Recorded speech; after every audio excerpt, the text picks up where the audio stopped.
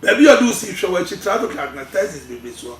Catch and said, "Oh, call Jesus one touch. Obey you 2 seats." Amen. Amen. Or do you see what? Somebody be what my son. If you was a young girl for fair, for being one for papa, I tell you, doctor, I tell you, on the pictures in the boss, and that Bible can say, boys, and I said, let the Bible speak. Ochina, or how be a doubt song at a TBR, Jesus. Fabric Jesus one touch. Amen. Meaning so I call us sorry out there, and no me a doubt son, or China, one pie for no me, and no me a flip Christo. Na ya so den ya nkwa so de didi mpanyifo tem edidi asofo atem eye ne ma bi emfata no edidi ban mpanyifo atem etini abrabo asai. Amen. Obi no nsa na fo didi mpanyifo atem. Oh. Amen. Amen. Ochina bobo din asa wo so bebe. Amen. Me di me phone lines ne beto no afre 054 0551313 0540 551313 0540 5513. Nana ohima aguga hima ye nana abakoma hima efuela nso a ana makonta no nyina mo me no mo Reverend Prophetess Atafri mo nyina o fifi what is a Reverend Prophetess Atafri mo nyina o nyame nsham. Amen. Amen. Friend, no my sister. Hello? Hello?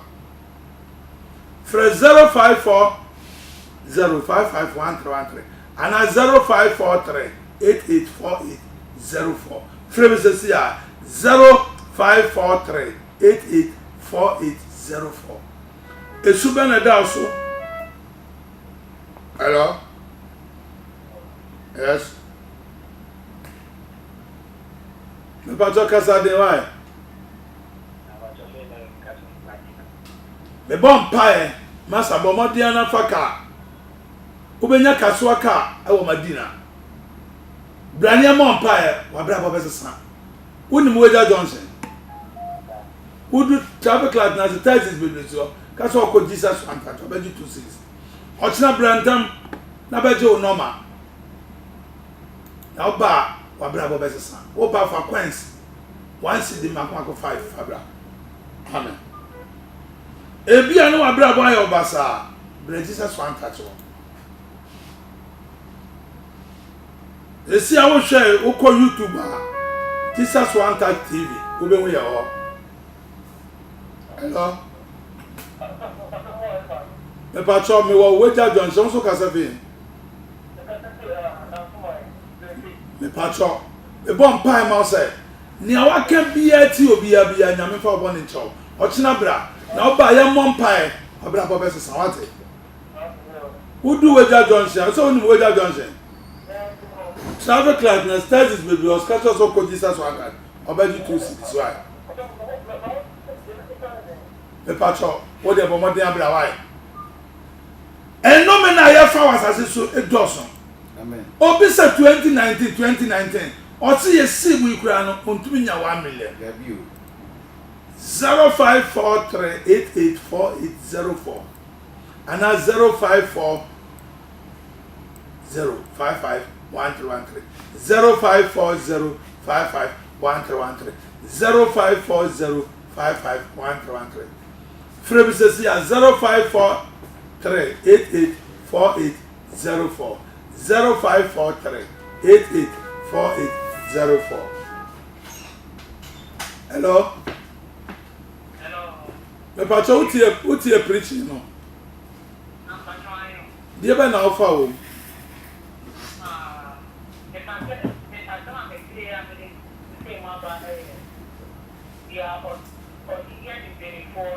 Ama obu ho kra wa ye sa de wa ye bi onye panyi wa ye aban na wi ase ayede niema enti ni abra boy sa o ka se fin e pa jo temanuta bo modin na ochina ukọ komtuwa na obenya kaso aka ho mebo a bo modin na fa na bra na nyesa na nyame bo wo ba wa bra bo besesa we Yesu di why from 0540 551313 0540 551313 and 0548 0543 884804. Hello? Hello? Yes.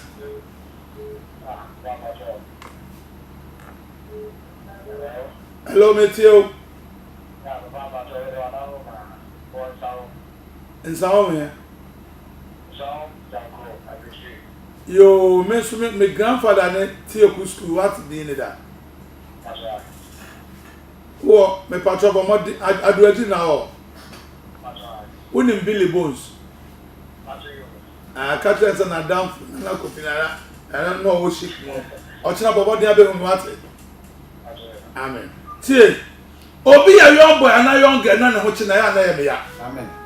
After Ochina, Obi a from 19 years up to 23, 27 years. We are about to open my brand. Hello? Hello? Hello?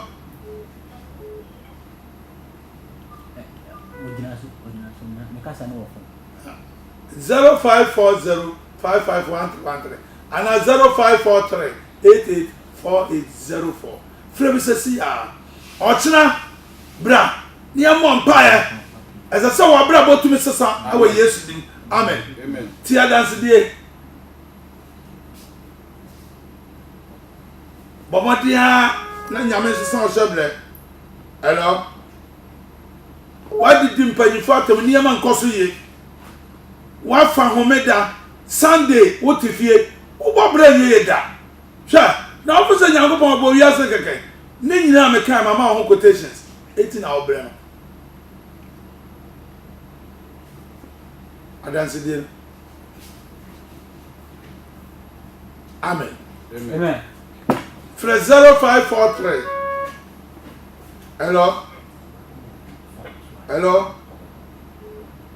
Hello? Hello? Hello? Hello? Hello? Hello? Fresh 05. Hello? Tie Adams die. Mama ni na fere sapani na enya ochiatie. Mama na dance die. Mama wo ti portfolio. Ana wana tse ne to wasedaka.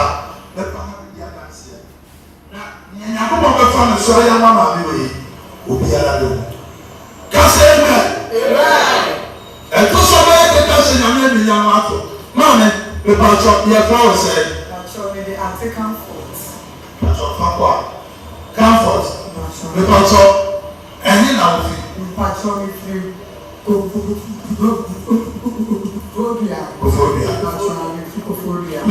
Tampa 9 na when na ya ma 12:30 na pon bomo dia blem 0543 884804 0543 884804 me YouTube obetma I visit your YouTube Jesus One Touch TV ogba obenya e sesia 0543 884804 0543 884804 Frebi ebia no so da wo so abrabrede da wo so enye sa na eba o me se me hwa wo ba e ba bom pae sa wo yare atete koda da nyame be ye fro so ama ho ato ne yakoba yina no se ne ntia abasa.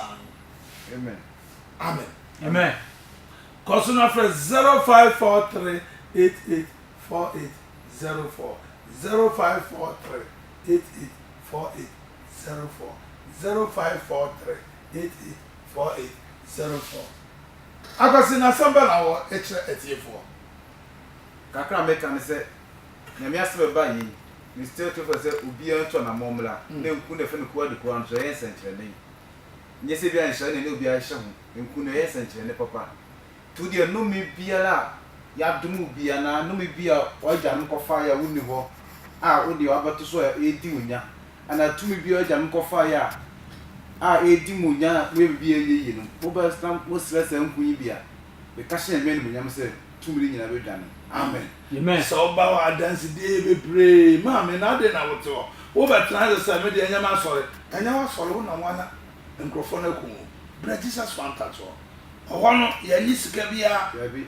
ɔno asɛ wobɛtɔ wo nku na wabɔ mpaeɛ kakra wode bɛma yɛbɛ radio so no amen Amen. kowa de kowa na nam baabi a wonya bi nso atɔ na mesɛ ɔkyena mpaeɛ bɛdwa amen yɛyie nnome afiri nkurɔfoɔ so obiara yɛwo Friday biara bra bɛhu me afei Tuesday foɔ no wɔn taa de wɔn yɛ sacrifice bra bɛhu me wobɔ wɔn dua nkyɛn dɛ nyɛ wɔn because of pɔlinti amen amen Tuesday foɔ no mmra bɛhu me ɛyɛ ɔkyena tumi biara ɛwɔ wo fie na nneɛma nkɔ yie bra bɛgye ho Jesus wɔ aka amen na sɛ wɔamma deɛ a wow wankɔ heaven a ɛbrɛm Jesus one touch na sɛ wobɔ Yesu din a wodaada amen Jesus one touch sɛ wobɔ Yesu din a wodaada amen visit me YouTube ne sɛsi a Jesus one touch TV wobɛhu wɔ hɔ ne nsɛnkyerɛnne a Nyankopɔn ɛfa me so yɛ deɛ nti na wosu deɛ nti na wobɔbɔ atete bi ɛda wɔ so bi yareɛ bɛn menim sɛ wowɔ 37